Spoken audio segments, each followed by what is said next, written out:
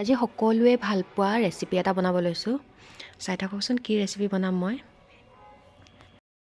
এয়া হ'ল এৰী পলুৰ লেটা। আজি দুপৰীয়া সাজটোৰ কাৰণে বনাব লৈছোঁ পলু লেটা। যোৱাকালি আনিলোঁ আধা কেজি। তো আজি খাই চাওঁ, মানে ভালে কেইবছৰে হ'ল নোখোৱা, সেইকাৰণে আজি ভাবিছোঁ খাওঁ একদম ধুনীয়াকৈ বিলাহীৰ লগত বনাই মেলি। এয়া যতনি পতনি কৰি লৈছোঁ। আগতে এনেকুৱা পলু বনাবলৈ ল'লে মানে পূৰা টান টান হয়, কিন্তু এইখিনি ইমানেই ঢিলা বাকলিটো একদম কোমলীয়া, মানে গছৰ পৰা পকিছে আৰু এৰুৱাই লৈ আহিছে নেকি, একেবাৰে ঢিলা মানে।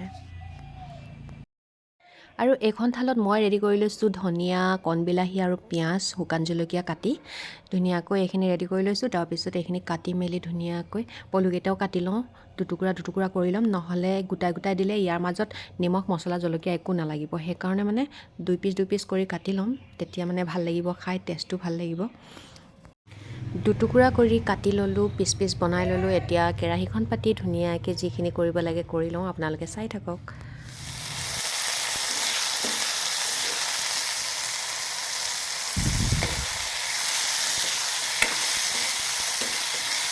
পলু ফ্ৰাইখন বাৰু হৈ আছে, আকৌ ভাবিলোঁ ইয়াৰ লগতে আৰু এটা আইটেম বনাই লওঁ।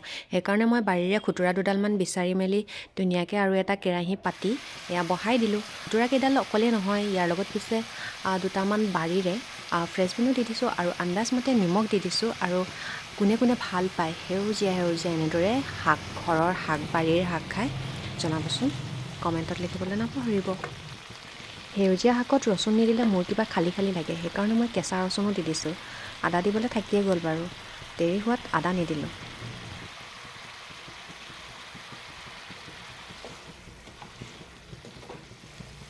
পলুখিনি আধা সিজা হৈয়ে গৈছে, সেইকাৰণে এবাৰ মই দিছোঁ বিলাহীকেইটা।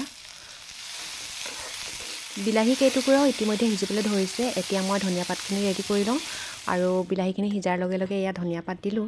এতিয়া একদম গৰমে গৰম ভাতৰ লগত পৰিৱেশন কৰাৰহে কথা আৰু।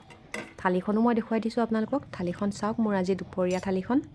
আৰু দুপৰীয়া ভাত সাজ খাওঁতে টেঙা লগা অকণমান গ্ৰীণ চাটনি নহ'লে মই একেবাৰে বেয়া পাওঁ। সেইকাৰণে মই পিটিকা কৰি অকণমান গ্ৰীণ চাটনিও বনাই ল'লোঁ।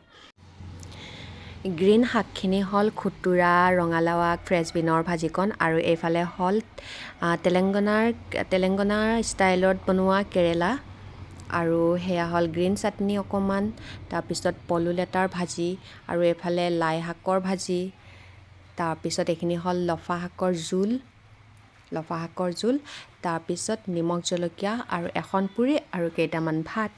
এয়াই হ'ল মোৰ দুপৰীয়াৰ থালিখন, আৰু মই এতিয়া বহুত ভোক লাগিছে, ভোকত আছোঁ, গতিকে খাই লওঁ।